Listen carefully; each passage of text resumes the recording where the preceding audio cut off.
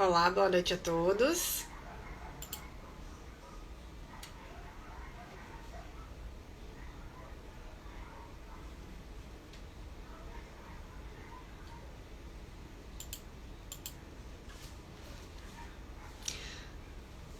Dá um tempinho aqui pra gente começar, pontualmente às 8 horas.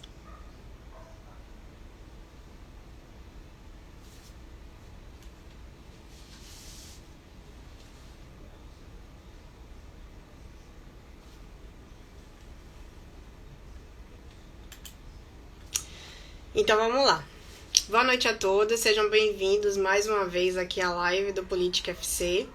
Hoje abordando um tema que eu particularmente sou muito apreciadora e que a ideia é que a gente tente se restringir ao máximo exclusivamente a temática, o que vai ser realmente um pouco complicado, né? Afinal de contas, falar de ciência é falar da própria vida e tudo isso exige muito da gente no sentido de sintetizar os conhecimentos.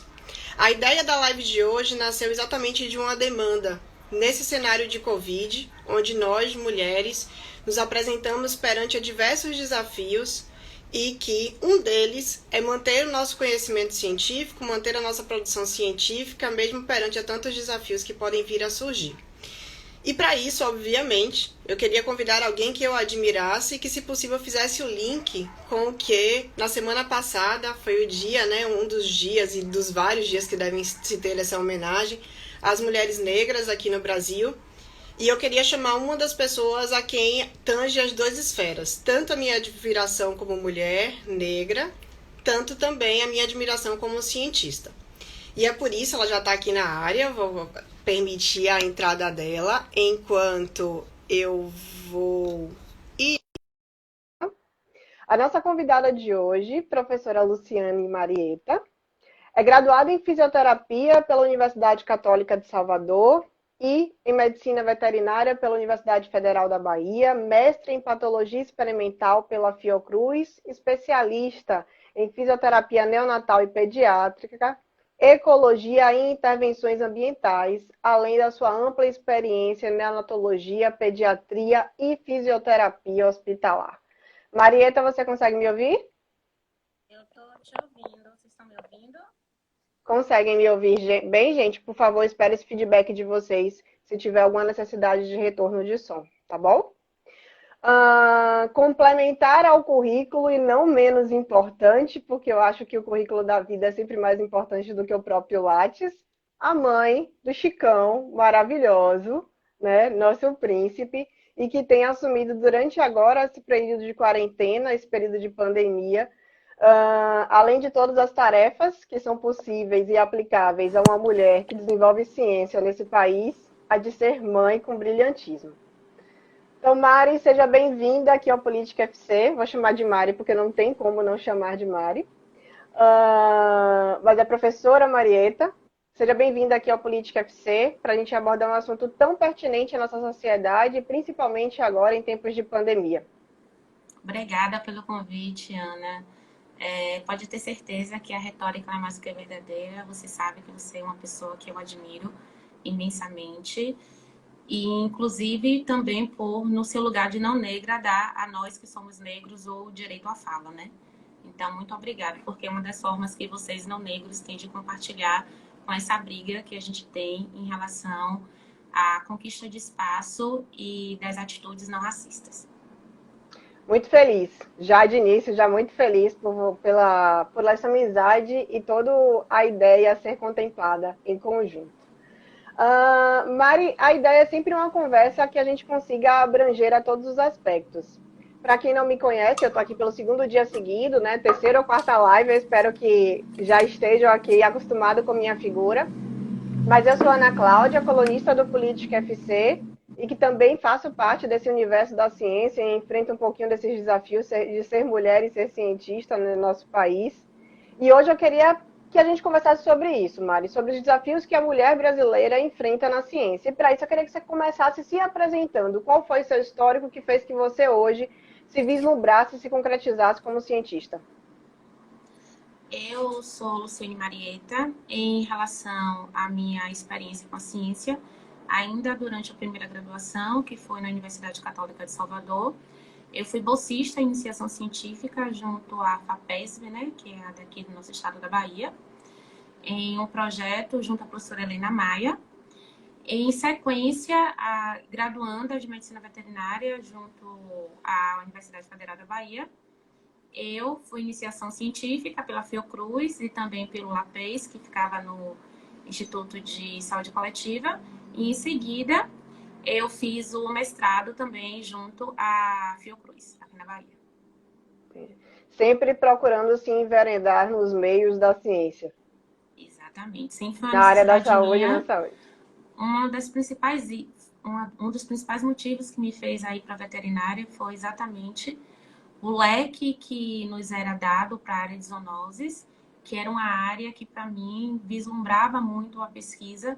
E eu tinha essa sede de pesquisa que na universidade privada, mesmo que a católica nos fornecesse esse processo, na universidade privada a gente sabe que a realidade ela é mais curta da pesquisa, né? Não se investe tanto em pesquisa. Então, um dos meus objetivos de adentrar na universidade pública era exatamente poder beber dessa água da pesquisa que eu achava imensamente necessário para que a gente melhorasse o nosso perfil, não só como humano, não só como profissional e não só como indivíduo, né? Perfeito. A todos que estão entrando agora, depois que a gente começou aqui a nossa live, boa noite a todos, sejam bem-vindos mais uma vez. E quando eu fui pesquisar um pouquinho do assunto para a gente abordar aqui hoje, aí eu fui pesquisar alguns sites de notícia para ver o que estava sendo comentado, principalmente nesse advento de pandemia. E um dos títulos que eu achei mais pertinente à nossa fala é Mulheres na Ciência do Brasil, porque ainda são invisíveis. Isso, junto com o seu histórico, talvez soe um pouco até contraditório, você sempre fomentar a vontade de trabalhar em pesquisa. Houve algo antes da universidade que te fomentou a trabalhar com pesquisa? Da onde surgiu botou essa sementinha aí que te fez trabalhar com essa área? Na verdade, durante a minha formação de ginásio, né, que a gente chamava antigamente, aquela fase de quinta série, né, primeiro grau e segundo grau, eu não tive tanto incentivo não à pesquisa. Eu estudei em escola privada durante um período. Durante outro período, eu estudei em um colégio que é uma rede cenecista, que eu não sei como ela se encaixa, mas ela não é privada, mas ela também não é pública, é um mix de filantropia. E tive ótimos professores, mas não me recordo também de ser fomentada a pesquisa. No segundo grau, eu fui para um colégio onde o foco do colégio era você ser máquina de aprovação para gerar dados estatísticos para ser colocado em um outdoor e aí você entrar na faculdade, porque a gente é a geração do cientificismo, né? A gente sai daquela época onde existia um profissionalismo da contabilidade, do magistério. Então, eu não tive, e em nenhum momento, infelizmente, durante a minha formação básica, nenhum incentivo para a ciência, mas eu sempre fui realmente muito curiosa. E eu tinha um amigo que hoje a gente sabe que ele está dentro do hall de pessoas especiais, porque naquela época também o diagnóstico para crianças com necessidades especiais era bem diferenciado, né? Poucos tinham acesso a isso. E eu me recordo que ele gostava de tudo um pouco, inclusive essa parte voltada para a ciência, para a física, para a astrofísica. E esse conhecimento dele e a nossa união acabava também me despertando esses outros interesses do porquê isso, porquê aquilo. Porque vários outros colegas meus aceitavam facilmente, né, as respostas. Não, isso é isso e acabou. E ele sempre indagava e, infelizmente, ele acabava sendo uma vírgula indesejável em sala de aula, porque a gente sabe que para muitos esses alunos que indagam, eles são vistos como indesejáveis. E por vezes ele saía com essas minhocas, só tinha a mim para poder conversar sobre isso. E ele, na verdade, né, enquanto colega, que me despertou esse interesse pela vírgula, pelo entrelinhas, por um pouco mais. Cheguei na faculdade também, que a minha primeira graduação foi privada, não consegui cessar toda essa necessidade de ciência dentro de mim, mas graças a Deus na universidade pública eu tive maior adesão. E encontrei pessoas também que fizeram que essa parceria fosse possível, né? Que tiveram empatia para esse sonho ser realizado. Então, ao longo desse processo, você se permitiu ser curiosa, que é o mais interessante na Exatamente. sua fala. Se Exatamente. permitir ser curiosa é uma qualidade perante os desafios que a gente enfrenta na faculdade, né? Na faculdade, na vida de graduação. Mas aí falando um pouquinho mais sobre mulher na ciência, até para satisfazer a curiosidade, o que é que você, qual foi seu referencial, se é que existem referenciais de mulheres na ciência na história do Brasil, ou propriamente, não falando de passado, mas de presente, e que possam ter te representado ao longo dessa carreira? Olha, a primeira mulher na ciência que me representa enquanto mulher, né, e não na situação de mulher negra, mas enquanto mulher, foi a professora Helena Maia, né, que ela faz parte do grupo de pesquisa do Instituto de Saúde Coletiva.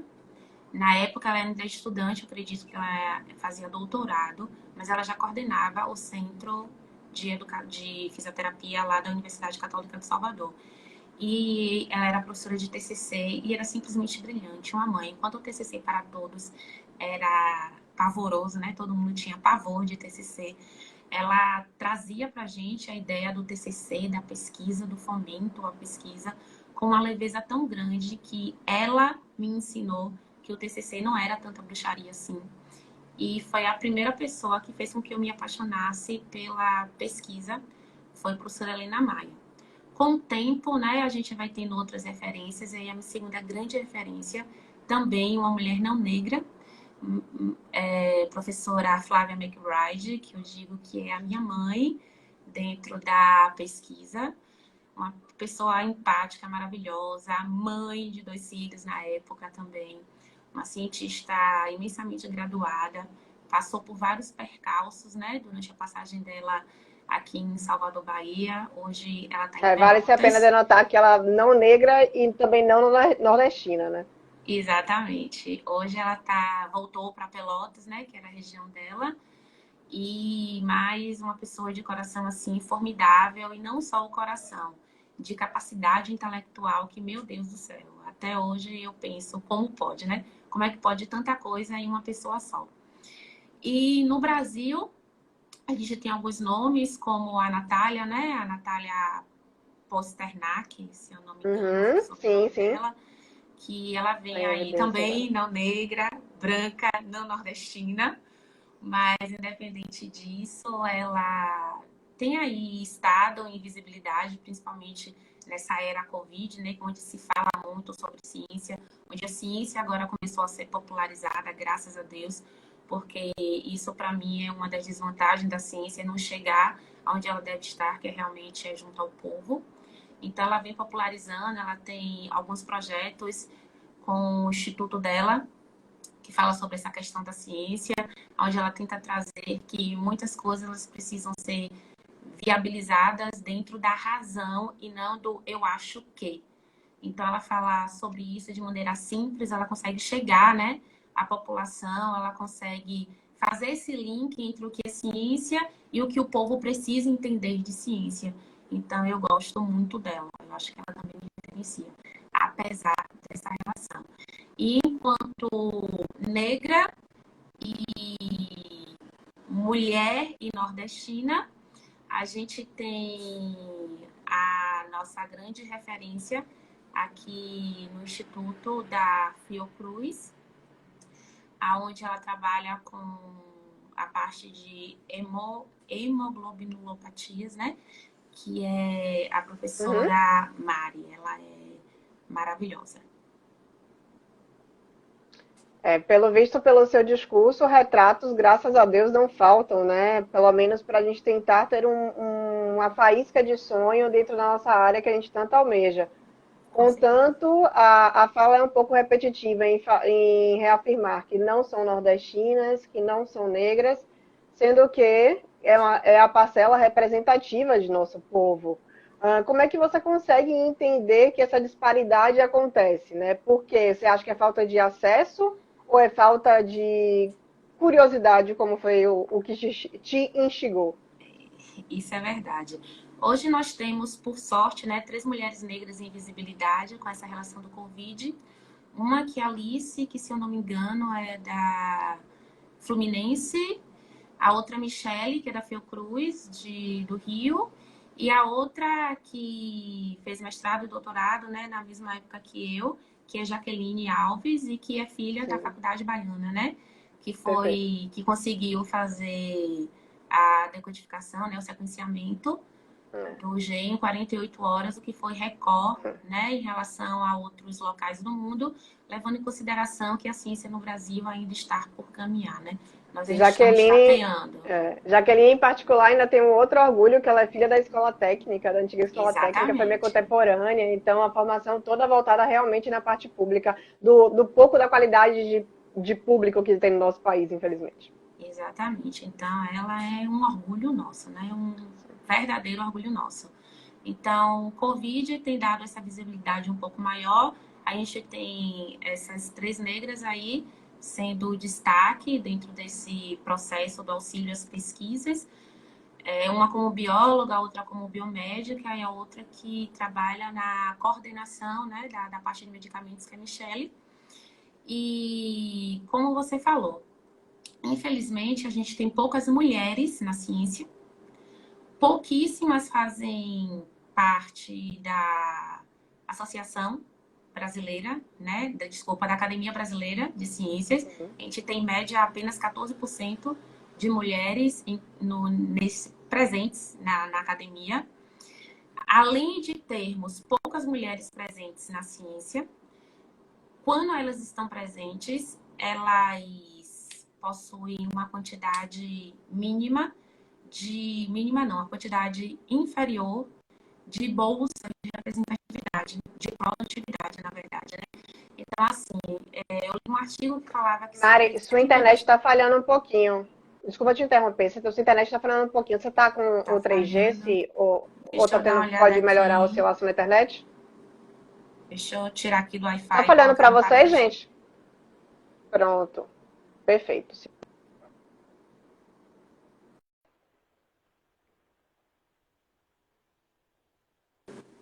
Botei no 4G.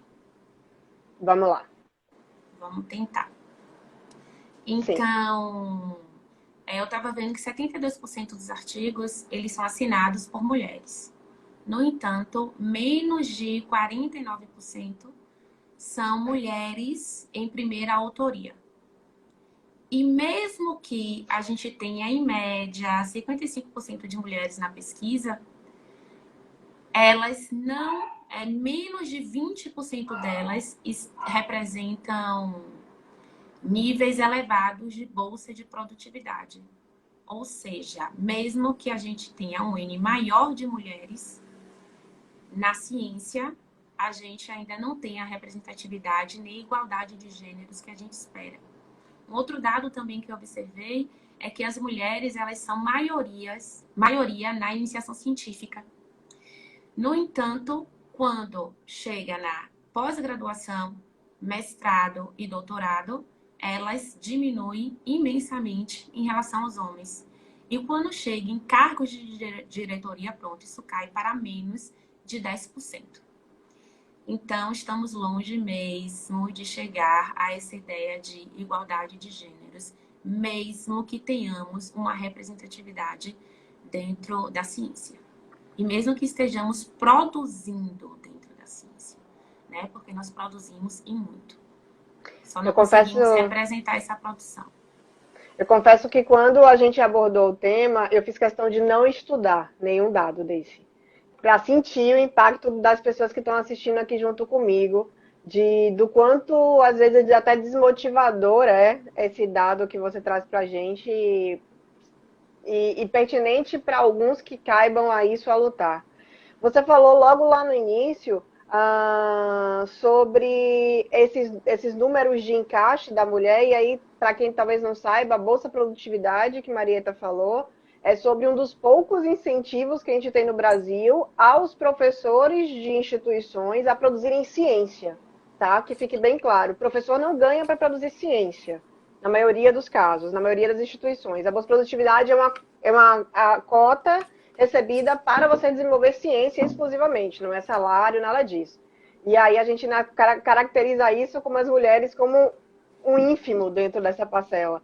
Mas é isso. Por quê? Se você pudesse ela cobrar um porquê disso, qual seria? O principal motivo, certamente não é por intelecto, né? Não é por cognição. As mulheres produzem muito.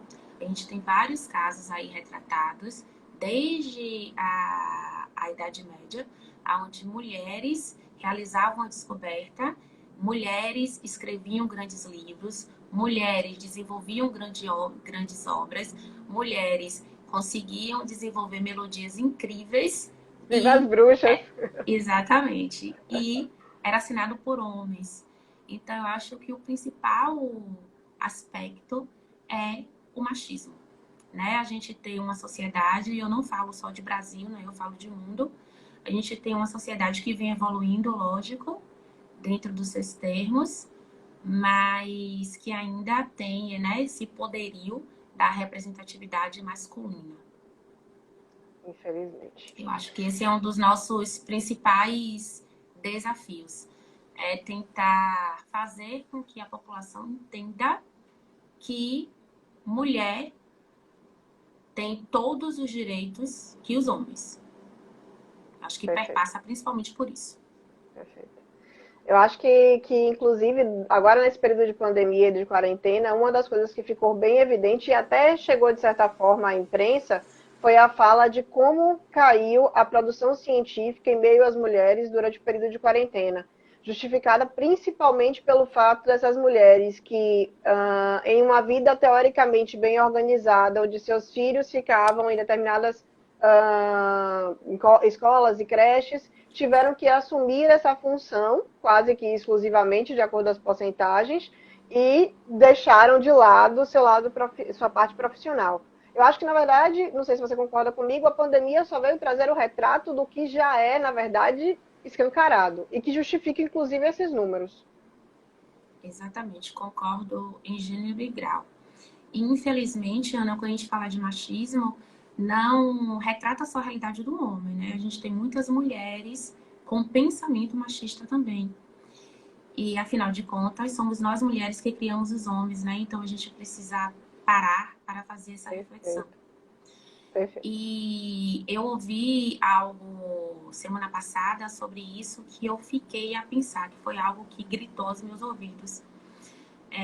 Tá passando direto, né? Esses processos de problemas com lives. Que a pessoa levanta, tá de bermuda, levanta, tem alguém atrás, então. E eu me recordo que logo no início passou um jornalista, americano inclusive, que ele estava apresentando o jornal, aí passou umas crianças atrás. E todo mundo achou que fofo, todo mundo achou engraçado, né? Era um homem apresentando o jornal e as crianças atrás. E todo mundo acolheu. Oh, que legal, ele não fez nada, ficou de boa, é um homem, acolheu os seus filhos, que maravilha. Mas, e quando eu ouvi isso, foi a primeira coisa que eu me lembrei, foi, se fosse um homem, ninguém ligaria, diria, oh, é fofinho, ele é um pai maravilhoso. Foi que eu tava perguntando, né, para algumas pessoas, poxa, eu vou fazer uma aula, vou passar muito tempo, e aí o que é que vocês acham que eu devo fazer para poder conseguir reter, né, a atenção dessas pessoas? E aí, dentro das dicas, houve o seguinte depoimento. Uma coisa que normalmente irrita as pessoas vindo de uma mulher, é criança chorando. E aí, na hora, né? Poxa, a pessoa tá ministrando uma aula, um determinado período longo, dentro da sua casa, dentro do seu ambiente familiar. Lógico, né? Que uma criança chorando durante um período longo irrita qualquer pessoa, inclusive vai desconcentrar quem tá dando a aula. Mas uma criança chorando por um curto período, o que é que você faz? Tira a criança de casa, coloca uma fita crepe na boca da criança. Então, assim, da onde vem a empatia? Exatamente, da onde vem a empatia também do lado feminino, né? É uma coisa que eu me questiono, porque se fosse uma criança chorando dentro de uma aula ou de uma reportagem sendo realizada por um homem, seria super tranquilo. Então, a gente também precisa se questionar em relação a isso. E as mulheres, elas são muito cobradas dentro da ciência. Ouve-se direto durante o processo de mestrado e doutorado, principalmente, que é um período maior, né, que é um período de 4 anos. E, normalmente, quando as mulheres chegam no doutorado, elas estão naquele período que a gente chama no período de reprodutividade, né? Onde elas estão querendo casar, ou então onde elas estão querendo apenas ter filho, mas onde elas começam a pensar o seu lugar dentro desse contexto do procriar ou não procriar. E, por vezes, ela se vê vetada, ou porque não tem empatia dos seus colegas, ou porque não tem empatia do seu coordenador, ou porque muitos acreditam que um filho vai atrapalhar a produtividade, como se o estudante de doutorado e de mestrado fossem ratos de laboratórios, né? Voltados única e exclusivamente para produzir dados e gerar, né, artigos publicados, já que isso é uma moeda de troca para o Lattes, e Lattes é o que fomenta e o que alimentam essas bolsas, né, de produtividade. Então, isso é bem complicado de ser visto. E não ter a empatia dos seus colegas de laboratório, principalmente quando se trata de mulheres, é extremamente complicado. E, por vezes, eu observo, inclusive na minha realidade pessoal, que os homens, às vezes, são mais empáticos nessa ideia do cuidado do que as mulheres. Então, por vezes, a gente fala apenas dessa relação machista na empatia, mas nós mulheres, por vezes, também somos transgressoras uma das outras e a gente precisa pensar sobre isso. Normalmente, os homens, eles estão muito voltados à questão do assédio sexual, né? A gente tem um assédio moral muito forte nas mulheres também, e a gente precisa repensar. Mas nos homens, a gente tem o assédio sexual. E, por vezes, isso tira muitas mulheres do processo da pós-graduação, em termos de mestrado e de doutorado, porque cria uma cicatriz, enraiza e, por vezes, ela tem que parar esse processo quando ela sofre o assédio, porque ela não consegue mais ir para o laboratório. E aí quem perde não é só a pessoa, né, dentro do seu íntimo, do seu id, mas toda a sociedade, porque um dinheiro foi investido naquela pesquisa e aquela pesquisa vai ficar parada e a sociedade não vai ter o retorno que ela merece de um investimento, de um dinheiro que veio dela, né? É um dinheiro social. Então, perde o indivíduo e perde a sociedade também. Hoje, se conversa muito sobre essa questão do assédio sexual, pouco, quer dizer, menos do que deveríamos, mas já conversamos sobre isso. Inclusive, um Instituto Nacional de Saúde, lá nos Estados Unidos, ele fez uma pesquisa onde se observou cerca de 24 denúncias, né, de assédio dentro do instituto em questão, onde a maior parte do assédio era o assédio moral, onde se diminuía, né, as mulheres, onde as mulheres não tinham direito de fala na reunião, onde, por vezes, existiam as trocas, né, de favores. Se você me concede isso, eu lhe facilito determinado item que para você seja interessante. Ou então o próprio assédio sexual direto, que esse acaba agredindo outras vertentes e outras nuances, né, dessa representatividade feminina.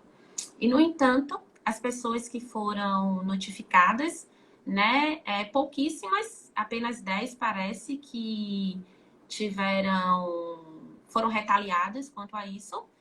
E até hoje a gente não tem nenhuma lei, né, que determine que essas pessoas que foram autoras do assédio, que elas não tenham mais direito à bolsa de produtividade ou coisas do gênero. A gente não tem nenhuma lei que proteja as pessoas, a não ser as leis já civis, ou que coíba, né, o pesquisador de fazer isso. Infelizmente, só as leis morais. A gente sente isso em retratos até simples, né? Eu me lembro que durante minha pós-graduação, muitas vezes a gente tinha a necessidade de ficar até mais tarde no laboratório, e muitas vezes isso requeria que algum colega homem meu me acompanhasse, porque eu, mulher, não poderia sair tão tarde do laboratório por N motivos. E ter essa necessidade de ser acompanhada é uma das aflições que a gente tem na nossa rotina, e na ciência não seria diferente.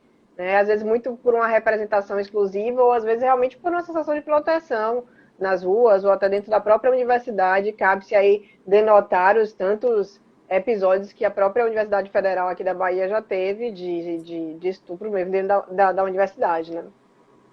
não só a necessidade de ser acompanhada, mas também a necessidade de se enfeiurar, né? A essa necessidade de você ir o mais básica possível, evitar um batom, evitar uma maquiagem, evitar um pescoço exposto. Essa Perfeito. necessidade de se enfeiurar para que você seja visto enquanto mente pensante e não enquanto um corpo sedutor. Se Né? É uma forma você, também de nos castrar. se você não tem, para você desenvolver pesquisa, você não pode ter tempo para vaidade. Isso aí é um dos vínculos do assédio moral que a gente recebe, inclusive. Tal como para a vida social, né? Exatamente. Ainda nessa sua linha, né? Você falou logo lá no início que você teve boas referências e que literalmente foram exemplos de pessoas para você. A gente, se for pegar agora uma criança pequena e até a própria quantidade de professores que estão educando filhos e as gerações mais novas nos ensinos fundamentais e por aí vai, são maioria representada por mulheres. Quando a gente chega nas academias, a gente já não tem essa maioria tão grande. A gente sabe e poderia até exemplificar que a mulher ela tem, a gente não pode falar que isso é invariável, um poder de, ao mesmo tempo, ter o mesmo conhecimento, porque está aí para todos, obviamente como espécie, mas também de ter um olhar, muitas vezes, mais delicado, carinhoso, sutil e cuidadoso sobre a pesquisa. Você acha que isso se difere do pesquisador homem?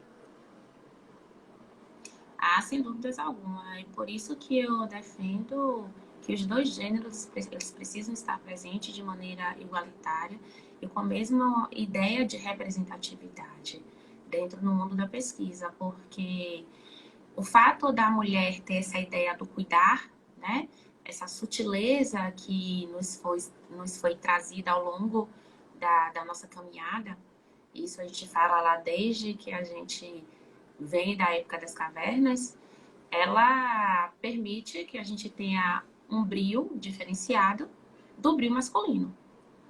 E a gente tem exemplos na ciência política, né?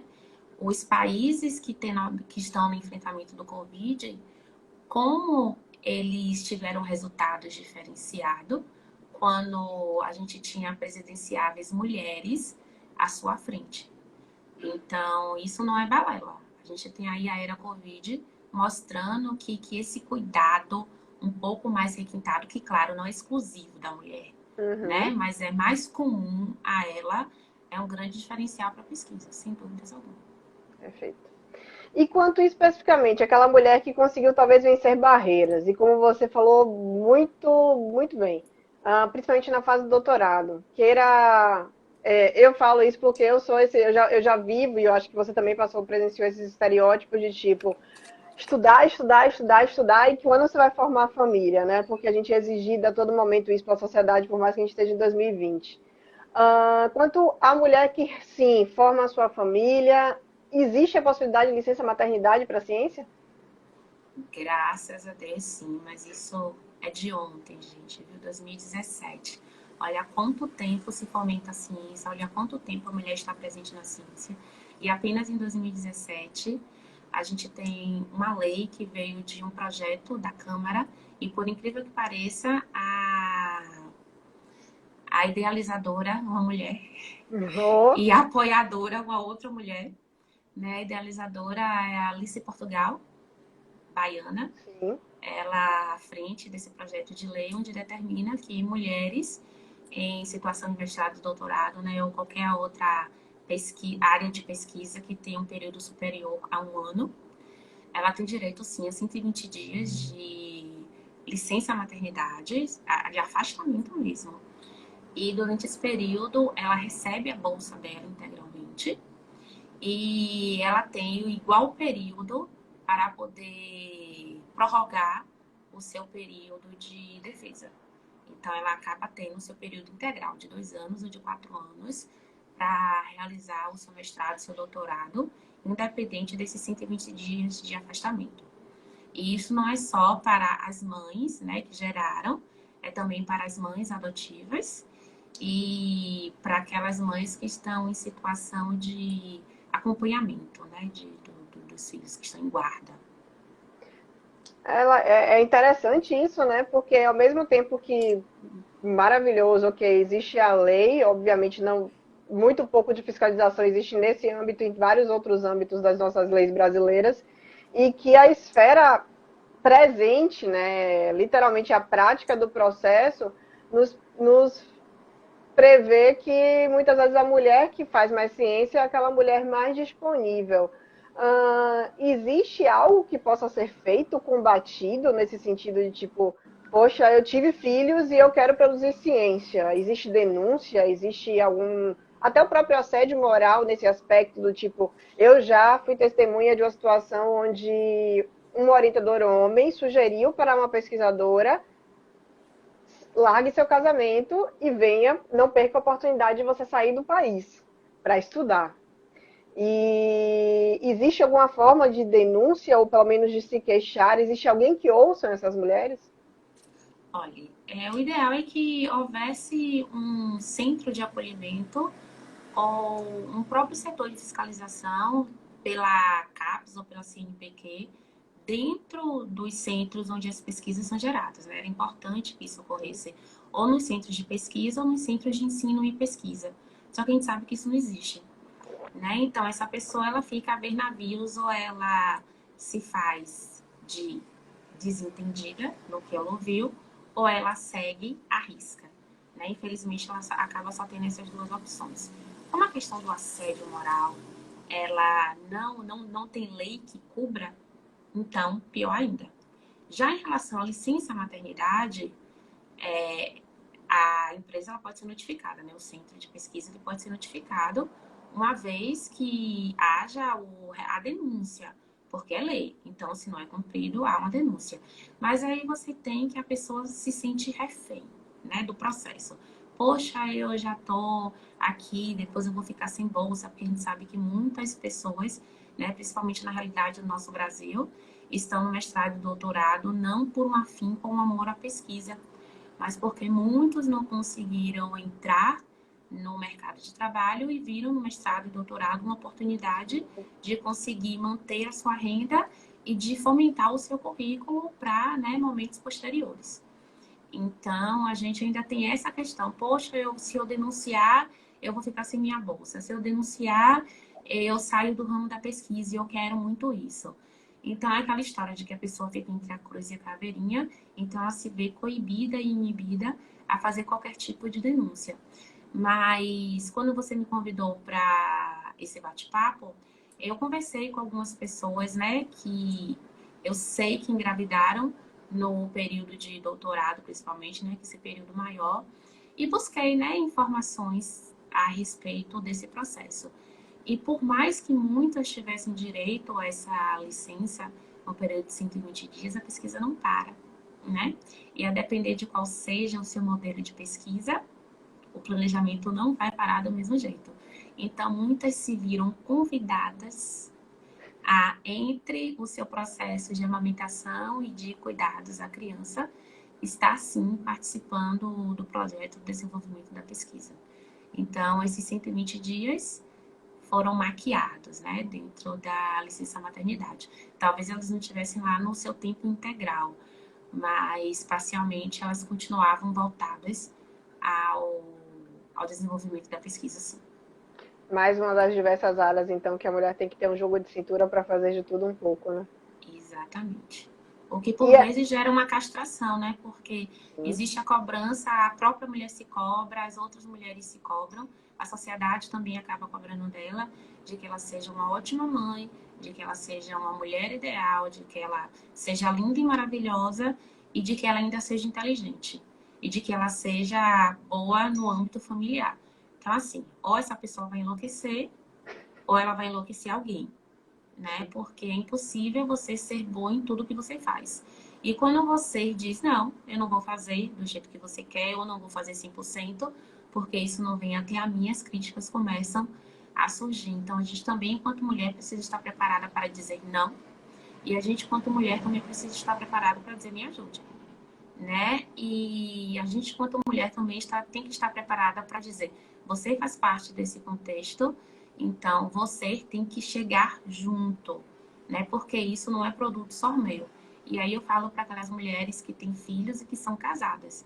As pesquisas mostram aí que dentro da pandemia, como você mesma falou, as mulheres estão realizando, cerca de 78% delas, né, estão realizando as lições dos filhos. Os maridos também estão em casa. Então, A além das atividades produtividade domésticas, masculina aumentou, né? A produtividade masculina na ciência aumentou em confronto da exatamente, feminina que das diminuiu. mulheres que diminuíram. Por quê? Porque elas se mantêm sobrecarregadas. E muitos casamentos estão indo por água abaixo, né? Muitas mulheres se divorciando porque o fato de sair de casa era o happy hour, né? Nem que fosse sair de casa para trabalhar, porque afastava um pouquinho dessa loucura que são os afazeres domésticos. E hoje não, ela está com tudo junto. O que acontece é que para a gente as demandas estão potencializadas e os homens estão de boa na lagoa, muitos deles. E por vezes a culpa também é nossa, né? Existe uma culpa social, mas a gente também possui parcela dessa culpa. E a gente precisa abrir os olhos para isso, para que a gente consiga ter uma saúde física e uma saúde mental também. Porque senão enlouquece. Vou pegar o gancho de sua fala e não posso deixar até de comentar algo que durante a minha graduação eu aprendi com você. Marieta sempre era mil e uma funções. A gente sempre estimava que quando crescesse queria ser igual a Marieta, que conseguia dar conta de tudo. E hoje tem Chicão. Chicão aí que depende exclusivamente, né? Claro que você tem apoio, mas depende totalmente de você. E que eu sei que você é uma pessoa incessante, não só no âmbito do trabalho, mas sim no âmbito de estar interessada e estar sobre o conhecimento de tudo. Como é que está sendo esse desafio para você? E se você mesmo com o Chicão agora, com seu filho, você ainda almeja um futuro, você acha que ainda tem uma caminhada na ciência? Eu acho que caminhar na ciência é sempre possível, né? Principalmente se você encontra pessoas empáticas. Eu costumo dizer que eu fui muito iluminada porque eu encontrei pessoas de total empatia na minha vida, inclusive homens, né? Que eu tive um orientador, o professor Daniel Atanásio, que é Ave Maria, professora, pessoa maravilhosamente empática. E que se hoje eu concluí o mestrado, não fui para o doutorado por outras razões, né, porque eu estava cansada, precisava descansar, fiz muitas coisas atropeladas, então eu me dei o direito de parar, que a gente também precisa reconhecer os nossos limites e parar quando isso se torna necessário e não simplesmente fazer uma coisa em cima da outra por conta de um título, né? São 4 anos de sua vida e você precisa ter certeza de que é aquilo que você quer. Por vezes, fazer uma pesquisa dentro de uma área que você não quer, galgando meramente um título, isso nunca foi o meu foco. E exatamente pelo fato de encontrar pessoas tão solidárias e empáticas, que apesar dos centros onde estava inserida serem de dedicação exclusiva, eles me davam uma flexibilidade, né? Eles entendiam que o dia tinha 24 horas e que eu tinha prazo para poder entregar as minhas demandas. Se eu entregasse dentro desse prazo, não tinha problema nenhum, eu não precisava estar ali todos os dias dentro de um laboratório, brincando no WhatsApp só para dizer que estava lá produzindo ciência. Então, eles me abraçaram e isso para mim foi mais do que maravilhoso. E exatamente pelo fato de ter sido abraçada é que eu acredito que sempre há tempo para a ciência e que Chicano é um empecilho para isso, né? Basta que a gente se organize. Agora é óbvio que a gente precisa de uma rede para isso. E a cada dia que passa, essa rede fica mais difícil.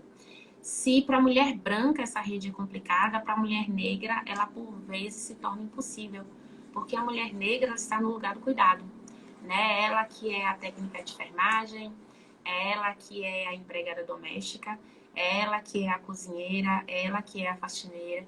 Então ela que por vezes está a cuidar do que pertence ao outro. Então, exatamente por estar nesse lugar de cuidado, quando se trata da sua família, ela, pelo fato de já estar acostumada a cuidar, ela cuida. Enquanto, por vezes, a mulher branca terceiriza esse setor para o cuidado de uma mulher negra. Então, por vezes, você ter que cuidar de tantas coisas e gerar renda, você não consegue cuidar de alguns sonhos seus.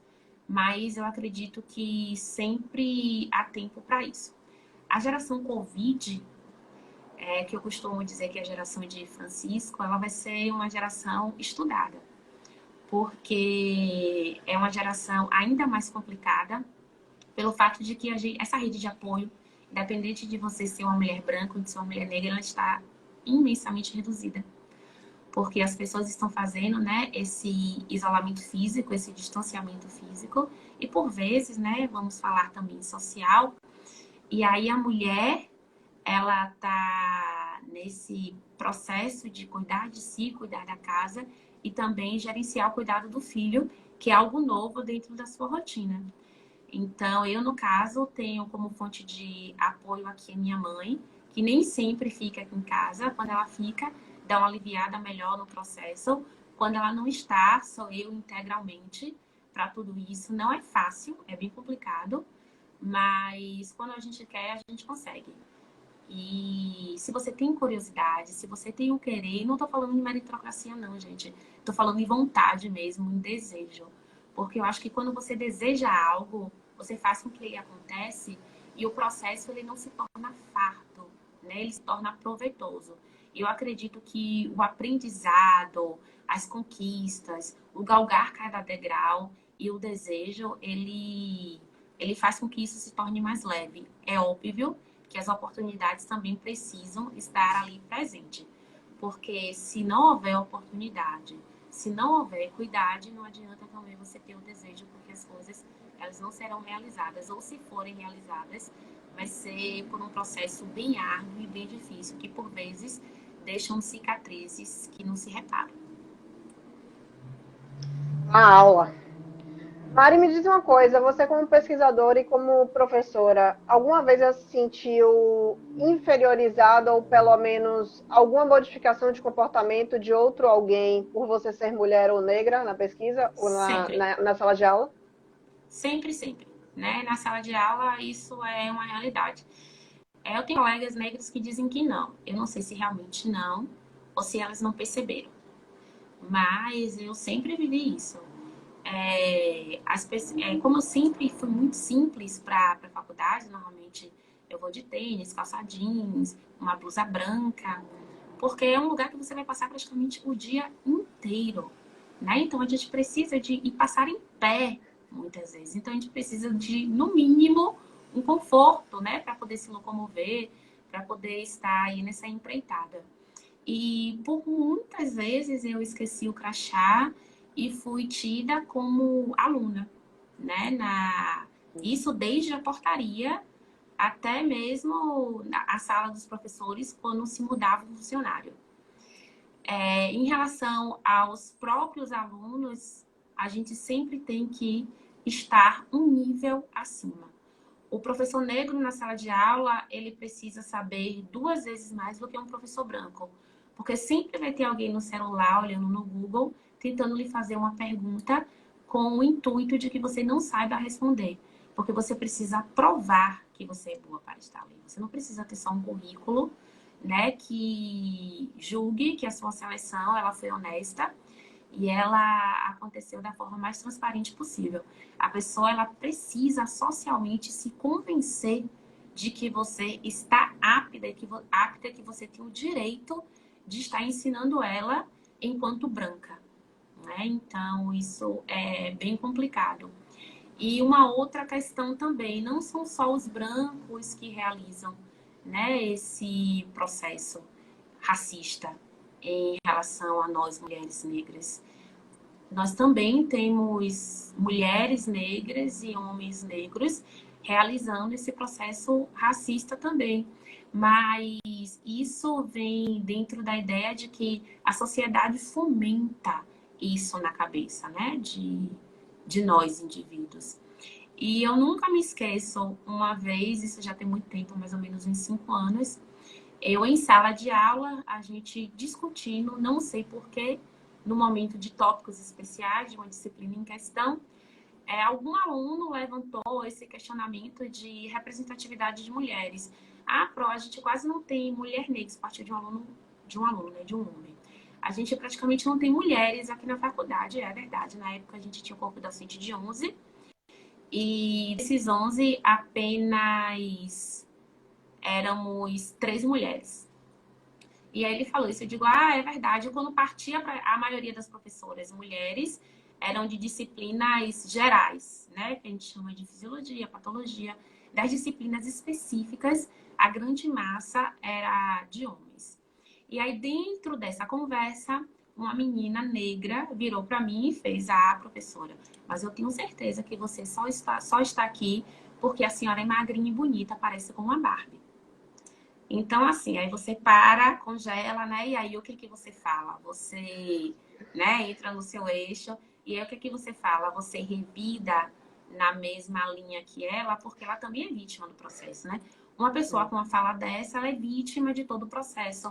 Ela, por muitas vezes, ela passou por situações de desmerecimento e que, nesse momento, ela se sentiu no direito de fazer o mesmo, porque eu costumo dizer que nós somos lobos de nós mesmos, né?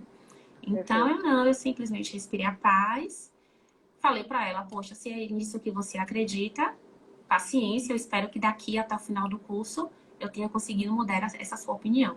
Foi a única coisa que eu disse para ela e segui adiante. Mas é bem complicado, né? Ser negro no mundo docente é difícil. Os professores, a gente tem menos de 20% de docentes negros. E desses docentes, quando a gente coloca mestrado, isso cai para 5%. E quando coloca doutorado, isso cai para 3%, né? De professores mulheres, professores negros e não mulheres. E isso fica bem claro. E quando se trata de mulher, isso é menor ainda. Então, ainda é uma luta constante. Luta constante para a gente se fazer por merecer. E um erro de um professor negro recai de uma maneira absurda em detrimento de um erro de um professor branco. Então, a gente acaba se cobrando 5 vezes mais, né? O que gera um processo em muitos de ansiedade e de adoecimento, porque por vezes você não acredita que você é capaz de estar naquele lugar, que você não tem, a sociedade lhe faz acreditar que você não é merecedora de ter o título e de galgar as recompensas que a vida lhe traz pelo seu próprio esforço, né? Que talvez aquele lugar ali fosse direito apenas de um branco. Eu acho que, até corroborando com sua fala aí, que é muito pertinente falar, não querendo entrar na celeuma, mas a gente acabou de passar por um exemplo muito gritante disso, né? Nesses conflitos entre quem assume ou não o Ministério da Educação, a conotação dada ao ministro que Exatamente. tentou modificar, né, ou driblar pelo látis alguns cargos e alguns históricos, se enfatizou pelo fato e marcou, infelizmente, pelo fato dele ser negro num país onde isso não é cabível, né, Exatamente. teoricamente. Eu acho que, inclusive, talvez se você pudesse falar de uma forma muito rápida, o governo atual te desmotiva ou te anima e te dá esperanças? Olha, eu enquanto negra, mulher, solteira, mãe, filha de universidade pública, Maravilhosa. bolsista, se eu disser que esse governo me motiva, pode me levar para um centro de assistência psicossocial, porque eu devo estar surtada, né? A gente tem milhões de motivos para não estar motivado nesse governo, porque não é um governo plural e eu estou dentro da minoria, né? Eu não estou dentro da elite que esse governo defende. Então, a sensação que eu tenho é que nós estamos regredindo em 2 anos, eu acho que 200 anos. E para reconstruir tudo isso, a gente talvez leve 20 anos. E uma coisa que é absurda é que a educação não espera. Nós estamos até hoje, né, com esse vai e vem de ministro da Educação, na ausência do ministro da Saúde. A educação não é pauta, o Enem está aí ainda nessa loucura. Os estudantes de escola pública estão sem acesso a nada, eles estão a ver navios. E se você parar para pensar a quantidade de estudantes que em 4 anos se formam no ensino médio e que nesse modelo de Ministério da Educação a gente talvez perpasse por 4 anos sem assistência a esses estudantes, eu não sei aonde o Brasil ele vai parar, sendo que em todos os índices de desenvolvimento, principalmente aquela provinha básica de matemática, né? que realiza, que mede o conhecimento da educação básica, da educação média, e que a gente está abaixo da linha de todos os países, praticamente em desenvolvimento, eu de fato não tenho noção de por onde a gente vai perpassar e aonde a gente vai chegar. E é esperar o pior, né? Porque a gente está vendo aí que no Covid, no que tange a saúde, a maior parte dos atingidos são negros, né? Porque estão em situação de vulnerabilidade econômica. E agora a gente também vai ter, em termos de educação, os negros atingidos porque eles estão sem aula. E quando eu digo sem aula, é sem aula mesmo, porque eles não têm acesso à aula remota, né? Porque não tem como tornar essa aula remota comum a todos, inclusive pelas divergências que eles possuem em termos sociais, em termos econômicos. E a gente sabe que muitas vezes, quando esse estudante ele para de estudar, ele se sente, ele perde o estímulo e para voltar é complicado. E com a família desempregada, eles vão para o mercado informal, né? Porque a escola... Estudar não é uma opção. A escola não paga o almoço nem o café da manhã. Mari, a gente está nos nossos 4 últimos minutinhos, passou muito rápido. Eu estava passando aqui o olho nos nossos comentários, todos de muito elogio para você, falando da maravilhosa professora que você é, do ser humano representativo, do quanto se sentem orgulhados por ter você por perto. Alguns comentários muito pertinentes de pessoas aqui, do pessoal, inclusive aqui dos nossos colunistas que estão contribuindo. Eu vou te mandar depois para a gente bater esse papo. E, por fim, eu queria muito que você fizesse a indicação pra gente, rapidinho, de um filme, de uma série e de um livro. Ó, um livro tem que ser específico de mulheres? Não, de mulheres... fica à vontade. Não, né? Um livro... Na verdade, um filme que... Eu sou péssima em nome de filme, eu anotei aqui. Estrelas Além do Tempo, né? Que é uma série que fala sobre 3 cientistas, que uma matemática, uma que está ali Muito bom. galgando a engenharia e outra que é uma supervisora dessas calculadoras matemáticas, mas que não ganha como supervisora, relacionado à NASA, aquela guerra ali espacial entre NASA e a União Soviética, que na verdade era a Rússia, né, nessa época aí. E uma série. E fala também sobre essa questão do negro, né? Porque era naquele período ali do apartheid, 1970. Então é muito bom. Uma série, gente, tem uma série do Netflix que fala sobre essa questão do negro, não lembro o nome, amiga. Vou ficar devendo. Depois você me passa. Que eu não lembro o nome. E o livro, aquele que eu mandei em PDF para vocês. Qual é o nome, amiga? Lembra aí que sabe que você amiga. Isso. Mas tudo bem, você fica me devendo depois, para colocar no seu post, por favor. Eu coloco no post, porque, gente, eu sou péssima para nomes. Mas livro a gente tem vários, mas esse é porque eu tô apaixonada agora por ele. Tá certo. Que é mais ou menos, ele fala a respeito do racismo para iniciantes, que é muito legal. Perfeito. Vou colocar depois lá no post, gente, lá embaixo, para a gente trazer essa informação. Mari, mais uma vez, muitíssimo obrigada. Eu morro de orgulho de você, morro de orgulho da possibilidade de ter te conhecido e usufruir toda a rotina com você. 1 hora para a gente conversar muito pouco. Você é uma... E que fique aqui o convite já de antemão para outras lives e que a gente possa... Paula, eu vou botar suas perguntas depois para ela responder, só para a gente acelerar aqui a dinâmica. E que a gente possa usufruir de outros tempos para a gente também conversar sobre essas e outras temáticas. Muito, muito, muito obrigada mesmo. Obrigada a você. Um beijo, gente. Obrigada aí pela participação. Obrigada a todos. Tchau, tchau. Obrigada, boa noite para todo mundo.